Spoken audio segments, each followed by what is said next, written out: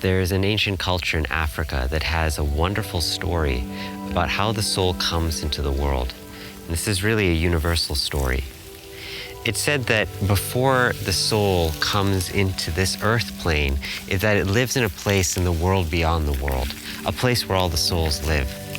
And when the right moment arrives for a soul to make its descent to earth, it leaves its abode and it starts to make its journey away from the world behind the world to come and join us here on Mother Earth. As it makes this journey, it meets what they call the divine twin of the soul. Every soul has one of these. This divine twin, when it meets its soul that's about to come to earth, begins to whisper into its ear everything that it's coming to experience.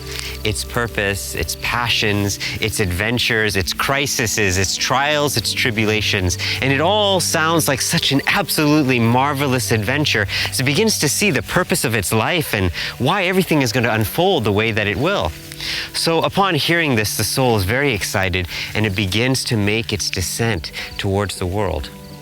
And as it does, it hears the sound of a mystical hum that's reverberating through the space. This beautiful hum, this lulling hum, this hypnotic hum that the soul can have no choice but follow towards its origin. So it follows this hum until it comes in contact with a tree, a mystical tree that is floating within space, and it moves towards this tree.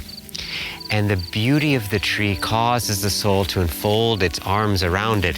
And when it does, it forgets everything that it was told by its divine twin. Because what it hugged was the tree of forgetfulness. So now, having forgotten everything that it was told, it begins to make its way towards earth, and then it's born. And once the soul is born and it's reached a certain age, in a culture of wisdom, it would be told about this story. And when it's told about this story, it's told something else. For what the elders will tell the young one is that this conversation that it had with its divine twin revealed to the soul its first agreement. Now, this first agreement is the agreement that we make as to why we're coming to be here, why we're coming to life, the reason we're going through what we're going through, and the lessons we're coming here to learn. Every other agreement that's made by the soul once it comes to the world, the agreement that is made with its family, with its friends, with its school, with its governments, all these social agreements are second agreements, okay? So then, of course, the young one is wondering, how do I know which agreement I'm following? How do I remember my first agreement?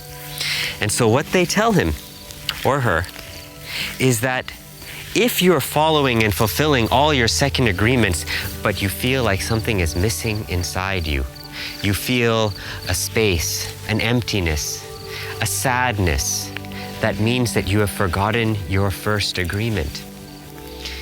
And that if you're following your first agreement, but you've broken every second agreement that you've made, but still somehow you find this inner sense of happiness, then yes, indeed, you are following your first agreement.